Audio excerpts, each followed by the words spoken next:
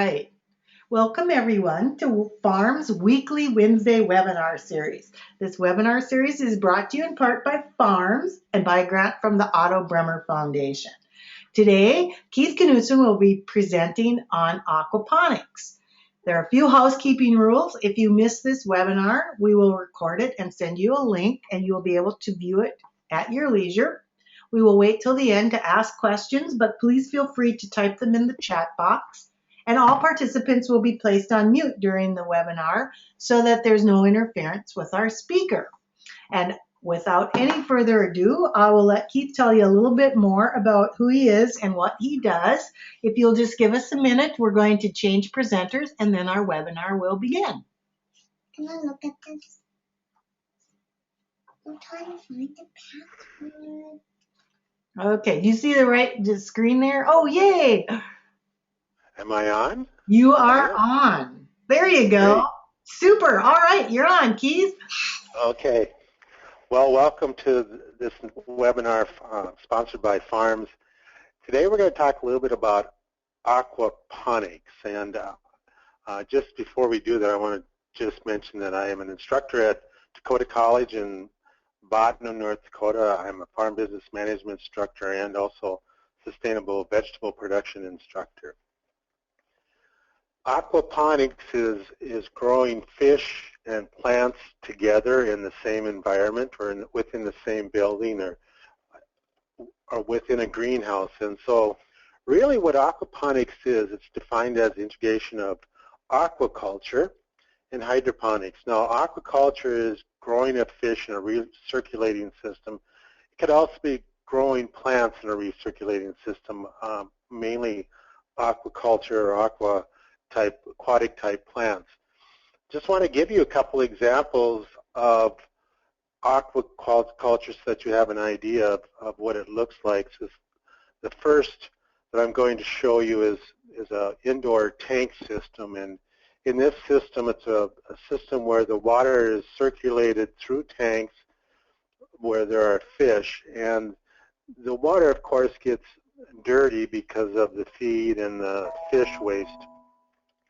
So what we need to do is actually circulate that water through what we call a biofilter, and the biofilter cleans out the fish waste, and then that dirty water is run out of the system and new water or fresh water replaces that.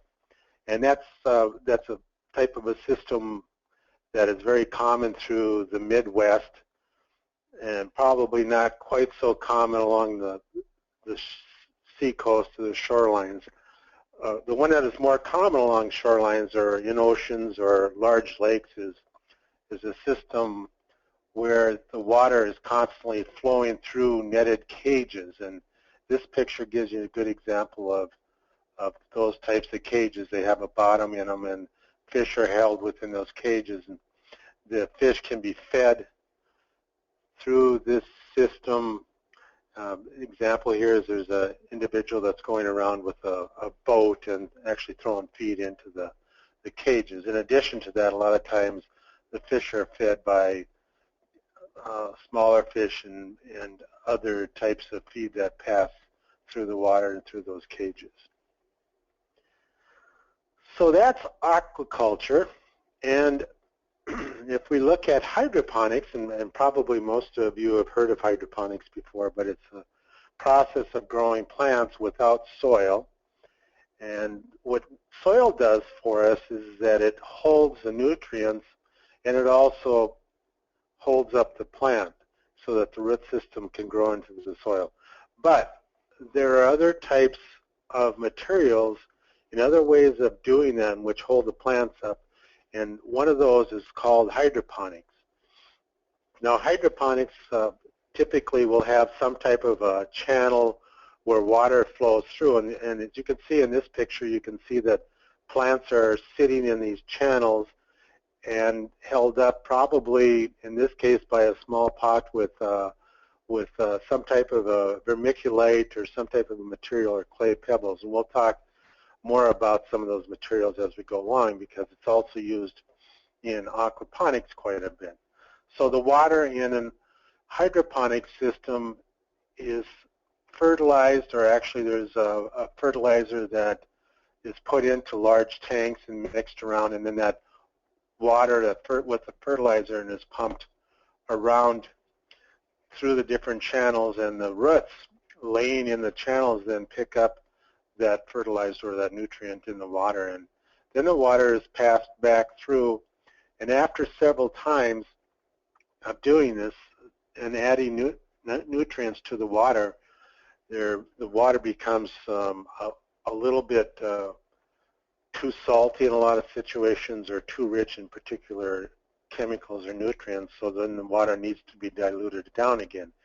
And very similar to aquaculture, the water is then taken out of the system, and there's a certain amount of water that is replaced on a weekly basis.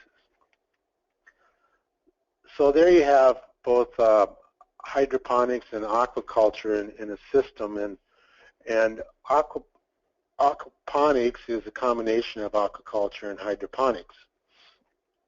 In the aquaponics cycle, we feed the fish, and in this diagram you can see the fish at the top. From that fish then comes produce or fish waste. Waste can be either in the form of feces or urine, or it could be fish food that wasn't eaten. And that fish waste then goes through the system, and we have what we call worms or microbes or bacteria that break down that fish waste and turn it into a nutrient so that the plants can use it. Those nutrients are then passed by through numerous ways through plants, and then that filtered water is then returned back to the fish tanks, and the fish tanks then have clean water again. So there's a number of other things that go on, but today I just want to kind of go through parts of the system and give you an idea of what some of the systems look like. This is a very simple system. You can see down right in the lower right-hand area, there's a pump in that area, and the pump is sucking water out of the fish tank. That's the lower portion of this diagram. And then it is pumping it up into a media bed. And in that media bed we have, in this case, we have rocks and stones, and we have water that's flowing in there, and then we also have plant material. Now, the important thing here is that not only serves as a media bed for plants, but it also acts as a biofilter. And when I say that, what I mean is that there's worms in that media that are taking in larger pieces of the fish waste and breaking that down. And then there are bacteria attached to the rocks in this media bed. And the rocks then take that and further break that down so that the plants can use it. Now, when the bacteria start to break that down, the biggest concern is what we call ammonia, or nitrites, or then broken down to nitrates. But there are a couple of different types of bacteria. The first bacteria will actually break down the ammonia to nitrites, and then there's a second type of bacteria that will break it down to nitrates. And when it's broken down, when nitrogen is broken down to nitrates, then the plant is able to use that as a nitrogen source. But in addition to that, the bacteria also breaks down the other nutrients and minerals so that the plants can use that.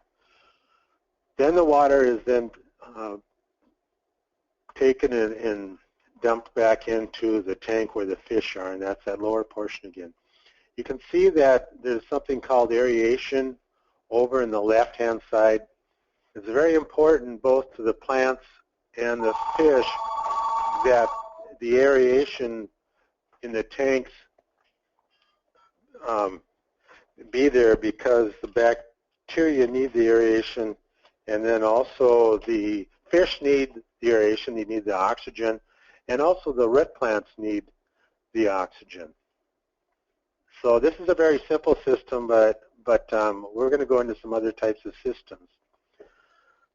A lot of times I get asked the question about sustainability. Is this system really sustainable? And yes, it is sustainable. The one thing that is very important here is that the feed that we feed the fish cycles through to the plants. So when we're feeding the fish, we're able to also feed the plants at the same time with the waste from the fish.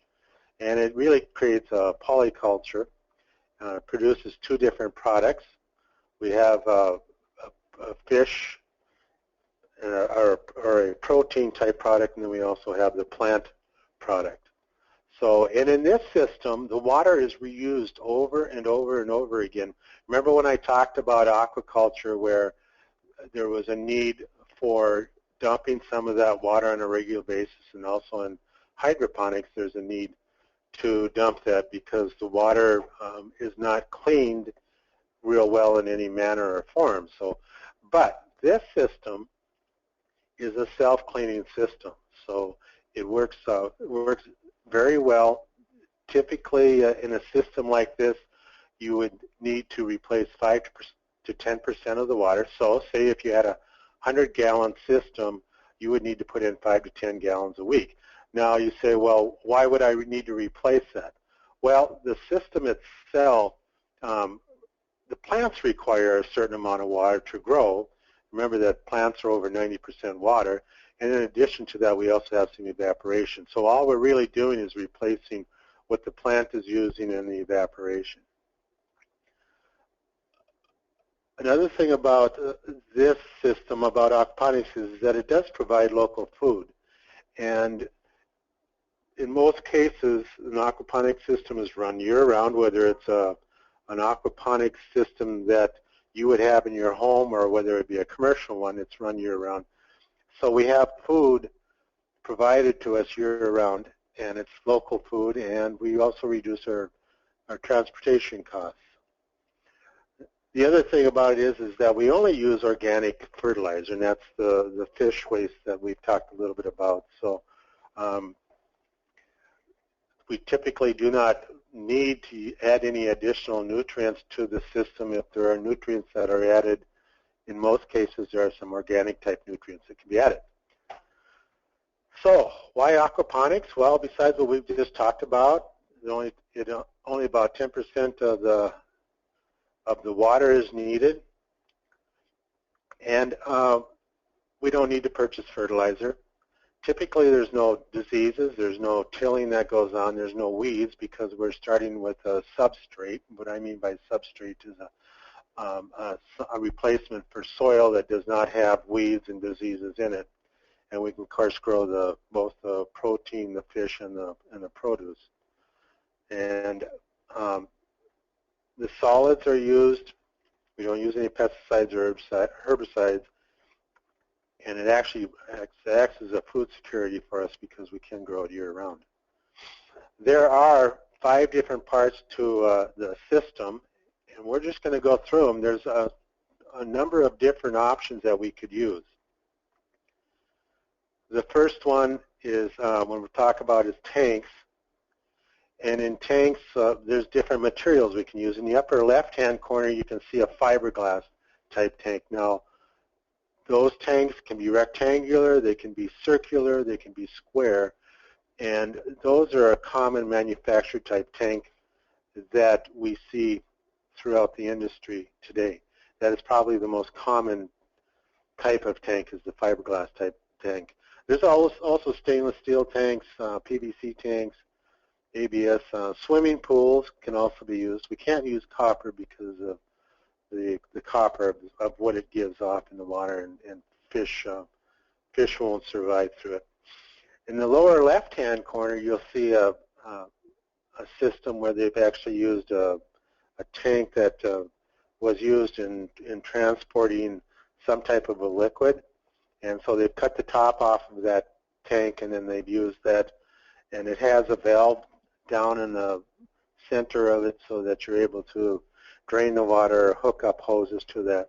That's a common tank. The one thing that I want you to be aware of is that those tanks are used for a lot of different chemicals and fluids, so be sure if you do use a tank like that that you're using something that has had some type of a food grade material in it. Don't purchase one or obtain one that has had Roundup or other herbicides in it, because that is very hard on fish. And in fact, fish on aquatic life will not survive through even slight residues of Roundup.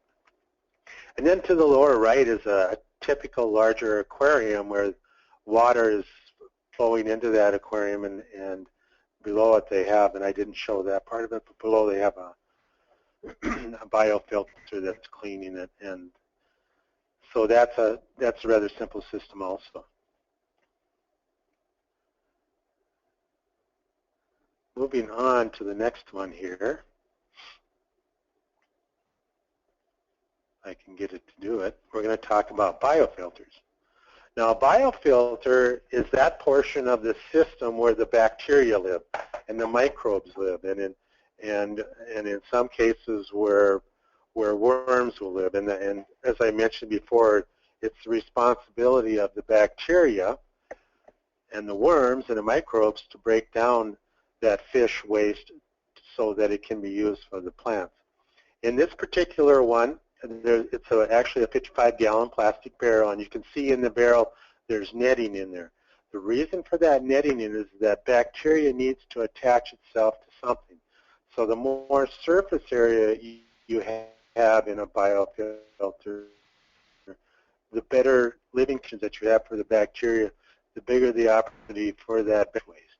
And there are a number of different items that you can put in it, but typically you try to find something that has a lot of surface area in the biofilter. And then you can also see there's some bubbles going on. It's important to keep some air flowing through that water because bacteria also needs oxygen. Here's another example of a biofilter, and after a while I'll show you that particular biofilter, how it's used to also grow plants, but it's a real fine fiber mesh, and there's a tremendous amount of surface area in this type of a substrate so that a lot of bacteria can use it. So this is also, like I say, going to be a plant bed as we go along. Here's another example of a plant bed where we have a biofilter and we have P-rock in there, and so the bacteria attach and live on the P-rock. This is a very common system. It's called an ebb and flow type system, and there's the bed fills up with water, and right in the center here you can see that there's something called a bell siphon. So that bell siphon creates a vacuum and it actually sucks all the water out of the whole bed and back into a holding tank. We'll talk a little bit about plant beds. I've just shown you a couple, but I want to show you how they actually work. A plant bed is a media-based type bed, and it's typically, in this case, an ebb and flow where we have something like P-rock and we have clay pebbles and those type of things. I'll show you some examples. But the second one is a raft system where it's kind of a flooded type system. Third one is NFT, which we call nutrient film technique. The fourth one is towers, and the fifth one is aeroponics. And we'll talk a little bit about aeroponics. First one is a media-based bed where I had mentioned to you earlier that it's an ebb and flow where it fills up with water, and we have a siphon that then siphons all the water out of the media bed. And when that happens, then of course air infiltrates the media bed again and provides oxygen to the bacteria. And it also provides oxygen to the plants.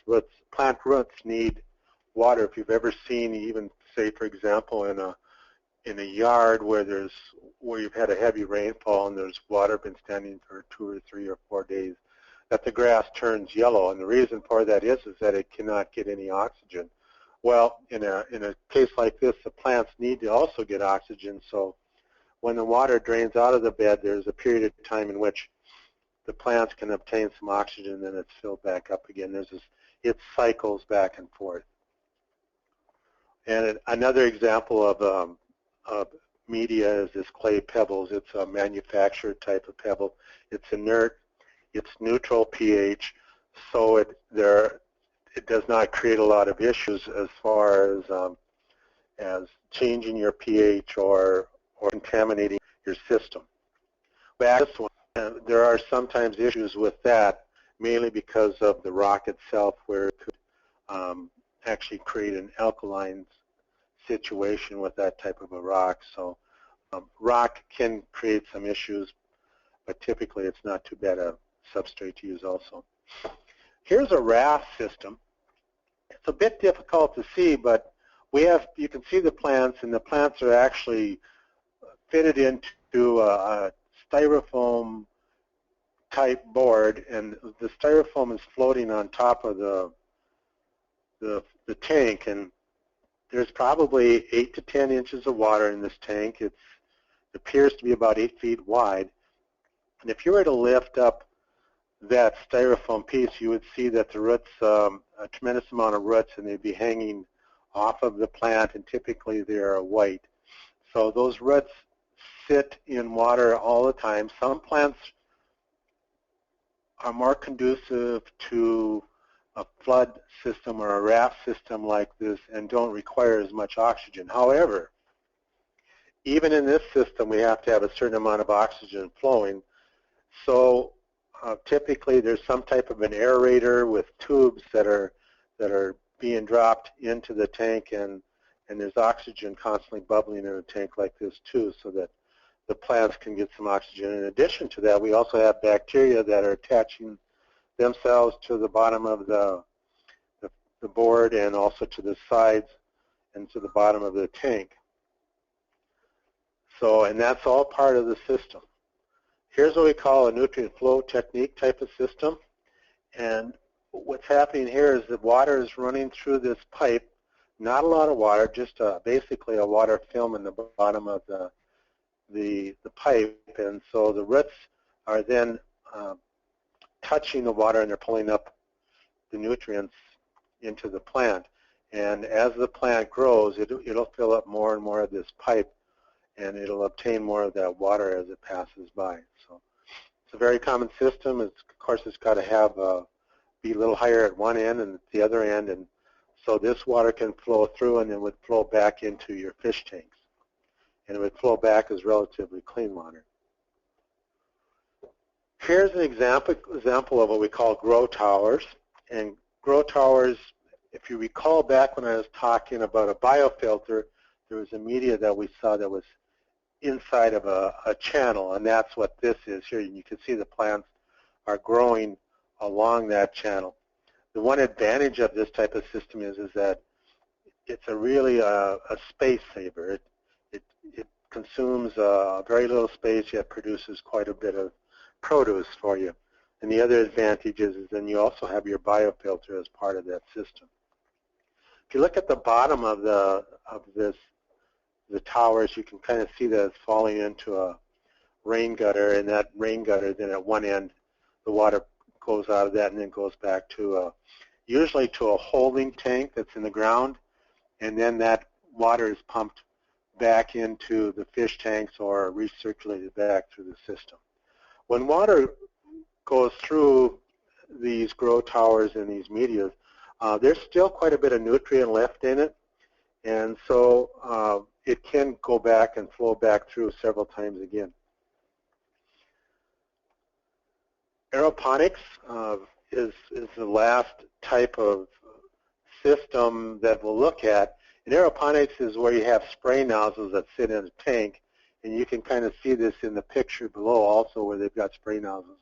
And those spray nozzles are just spraying that nutrient-rich water around, and the roots are catching it as it runs off the roots. And so that's a relatively good system for hydroponics, but it's not quite as good a system for aquaponics, where we're raising fish and we have some very fine particles in the water, because those fine particles will plug up the sprayers and the spray nozzles in a system like this. So typically you don't see a lot of aeroponics in the aquaponics systems because of that, but a lot of those particles can also be filtered out.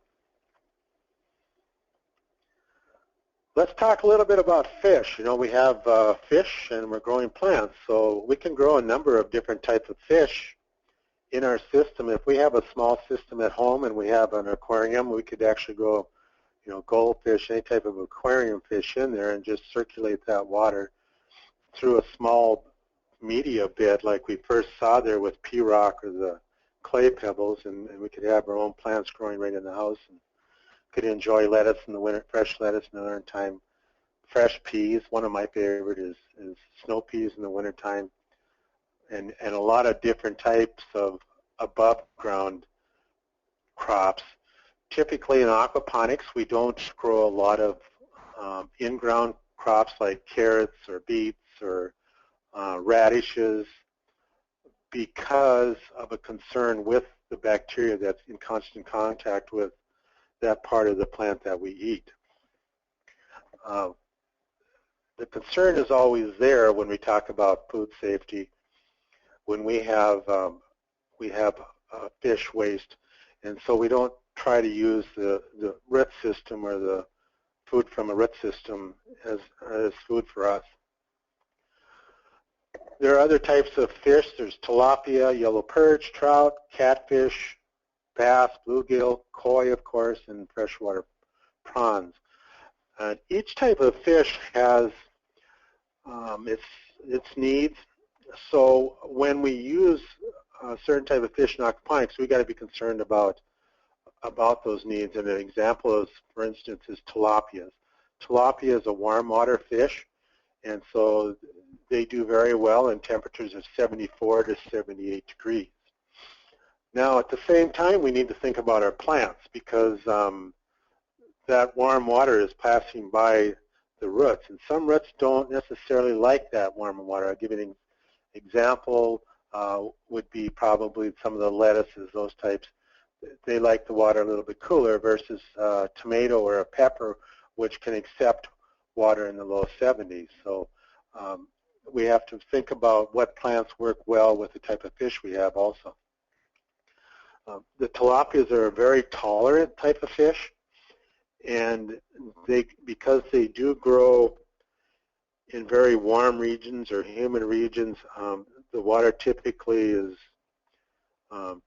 not real clean, so they've developed their own system of a high ammonia, and they can take some temperature changes, and they can go into areas where there's low oxygen levels. So they're actually a very good fish to start out with if you're getting into aquaponics, because they are very tolerable. And they will eat just about anything you feed them.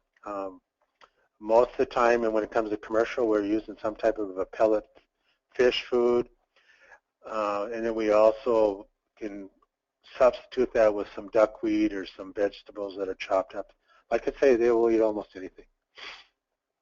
It takes about 8 to 10 months for tilapia to grow to what we call plate size, or size where we would use them as food. And one of the tilapias is one of the fastest growing. And when I say 8 to 10 months, I'm talking from the time they're born and till the time that they're ready to be processed. So they're a relatively fast-growing fish, and it depends on a number of factors, because if there are any stresses in their life at all, it slows them down, just like most fish. And of course, having the proper temperature water is important to them. If you were to take tilapia and feed them at water temperature of 55 to 60 degrees, they will hardly touch their feed because they're cold. But if you take and feed them at 74 to 78 degrees, they're very aggressive, and they clean up their feed very quickly, and of course, that helps them grow. Another common one, these are some of these fish are more common in temperate areas of the world. If you're in North America or Canada, some of those northern regions, you probably tend to see fish like yellow perch or trout being used. They like water that's a little bit cooler, 68 to 74 degrees. They will tolerate some lower oxygen levels, but not a lot, not as much as tilapia. And they like to eat pellet food, but usually it takes a little bit of training when they're very young to get them to eat these types of foods, pellet food. course, they'd love it if you were to give them worms and minnows every day also. They are shy fish, so they need a particular type of sinking pellet food. And an example of that is what we call a slow sink type pellet food. If there's several different types. There's a fast sinking pellet type food, there's a slow sinking, and then there's also a floating. And if you were to use a floating with yellow perch, they probably wouldn't pick it off the top because they're very shy fish.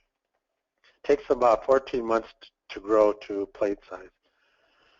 Another one is example rainbow trout, and they like rather cool water, and they actually work relatively well in the wintertime in the northern regions where you really want to reduce your energy costs and keep your water temperatures a little bit colder. Another example of a colder root type plant is kale. Kale likes the cooler temperatures. They will eat smaller fish, but there are carnivorous types of feeds that you can give them that will satisfy their needs, and so typically you can go ahead and feed this type of fish, a floating type fish.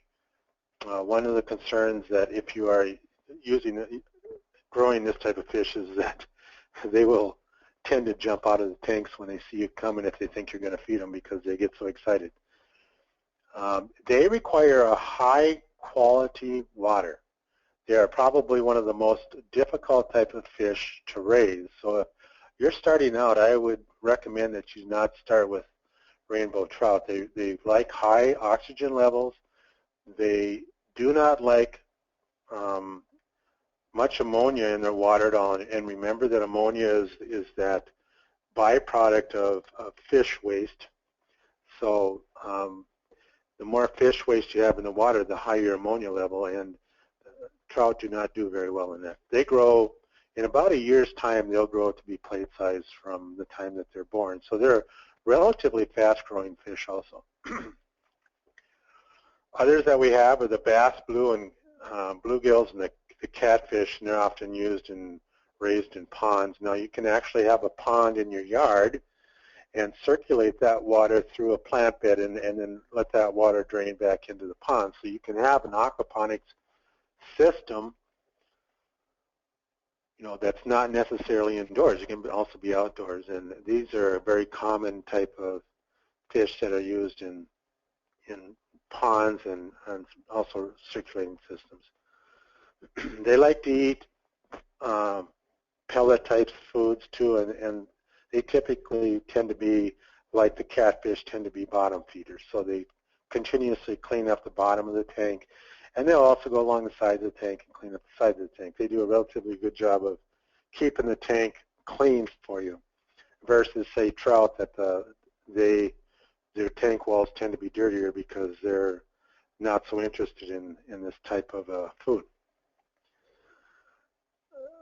The bass and bluegill take a lot longer to grow out to the point where they're plate size, and the catfish, typically you can harvest them in a shorter period of time. So there's a little bit of difference between the grow out period and that type of fish.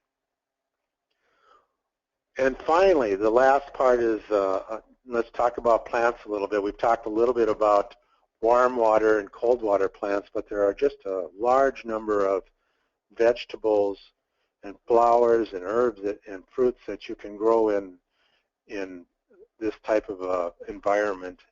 And if I were to pick out the ones that I feel most comfortable with, that do the best, I would have to say that it's the lettuce, the broccoli, the cucumbers, peas and spinach, and zucchini. Another one that does relatively well, and as I said before, we can't use it as a root crop, but another one that does really well is radishes too. But if you do use radishes, make sure that you properly clean them, and if you grow radishes. And of course, there's just a number of different types of flowers. Most flowers do relatively well in aquaponics, and if you need to adjust to different moisture conditions, one that I would recommend is that pebble type or pebble rock type system that we initially saw, because you can adjust your water in that bed by adjusting the siphon. So you can actually create kind of a droughty situation for those plants or those flowers that need more of a droughty situation. And I've tried lots of different herbs. A lot of them work very well. I've tried the oregano, the wheatgrass, parsley, lemongrass, all of these basically, and they do relatively well. Have done a fairly good job of growing strawberries in a greenhouse and also tomatoes. Now, some plants, if they do not do well, it's maybe not necessarily because of the aquaponics, but maybe because of a light situation that you have. If you don't provide enough light, typically plants like tomatoes and peppers, strawberries will not bloom and will not produce the fruit that you need. So please keep that in mind when you're setting up your aquaponics system, that you should have the proper lighting also.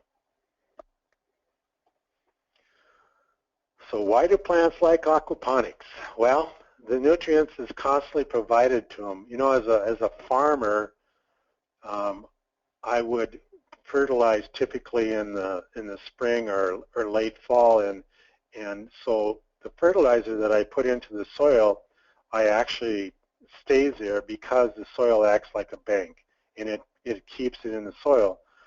But in a situation with aquaponics, the water is what we consider the bank, and it's constantly flowing with these nutrients. So we are, if we were to run our water 24 hours a day, then we could say we're actually fertilizing our plants 24 hours a day.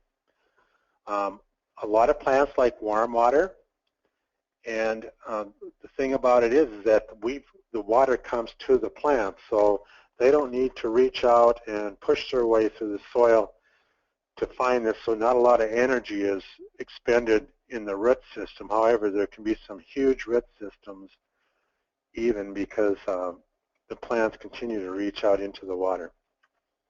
And so most of the energy will then go up into the plant and into the leaves and into the fruit. And of course, there's no weed competition because we started with something that didn't have weed seed in it. And plants can be grown in temperate regions, and a lot of times we can grow them outside in the summertime, but in the wintertime we need to bring them in. Talked a little bit about sunlight. I live in a rather temperate area in North Dakota, and so in the wintertime I need to provide a little bit of extra sunlight to the plants. And I also try to grow plants that are cooler temperature type plants to reduce my energy costs. And that combination works well together because a lot of times the cooler type plants, say like the lettuces, do not require as much sunlight as tomatoes do. So that works out relatively well. That's the end of this session. If you want to learn more about aquaponics, feel free to call me or email me at keith.knudson@dakotacollege.edu. If there are any questions, we're certainly welcome to go ahead and give them to me at this time or give them to me in the chat box. So did you, are you selling lettuce like all winter long? I do. I do raise lettuce all winter long. I raise peas all winter long, zucchini, and tomatoes typically from the first part of December until the 1st of March. I don't, because I don't provide enough light for them, but I do continue to grow them, and they grow in what's called the vegetative state, where they continuously put out leaves, but they don't put out much for blossoms. So when that sunlight, when their daylight period gets long enough where they can get enough sunlight, then the tomatoes will blossom, and that's usually in March. Wow. So then do you have an outlet for the fish that you're growing in there? I in the past I've grown perch, trout, walleye, bluegills, and I've always had an outlet for them because there are property owners that like me to come around and stock their ponds and their smaller lakes. So that's kind of been my outlet for that. I now have tilapia, and I raise the tilapia for plate food, of course. So right now the local market is pretty much eating up all my tilapia. So yeah, it's working out relatively well. Super. So didn't you clean them, or do they buy them like live? They can do it. We can do it either way. If I clean them, then I need to have the proper clean them in the proper facility. But a lot of people will just take them live, take them on ice, and take them that way. God, that's just amazing. And so the pictures were from inside your, you built all those pipes and up and down things out of drain pipes and PVC and stuff? Yep. That, Actually, there's companies that the vertical one that we saw, the tower type. There's a company that builds those, and that's their tower. And I don't have that one in my facility, but I have something similar to that where I've taken a 4-inch pipe, plastic pipe, drilled holes, 1.5-inch holes in it, and then put the plants in there, and then it filled up the pipe with a media. And I've actually taken black pipe and turned it so that there's very small filings and filled up those pipes, and that provides a lot of space for the bacteria to live on. dang, that is so amazing to me. And I'm wondering why we don't have more aquaponics in North Dakota. I'm seeing more and more interest in it all the time, and I think in the past, thinking about having a greenhouse go through the wintertime, people think about the cost of energy and probably push that idea aside. But in North Dakota, we're getting some lower cost energies, natural gas, and we've got power plants that are putting warm water back into the rivers, and there are sources of energy that we could use that would be very low in cost. So I think we're going to see more of this as time goes on. I think we should do a one-day field trip informational session up at your place sometime. That'd be great. I think that'd be super cool, and I really think that that this would be something that you could get started in less expensive than buying 5 acres in a farmstead or something. Yeah. Although Yeah, I saw sure. a farmstead for sale on Highway 3. Is it 3 that goes north and south from Rugby? Yep. Oh no, it was the road from Animus that was 14. I saw a farmstead there that was for sale, and I was like, cool. Oh yeah.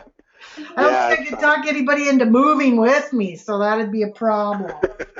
Yeah, you have a husband and you have a grandchild there that probably would say no, not today.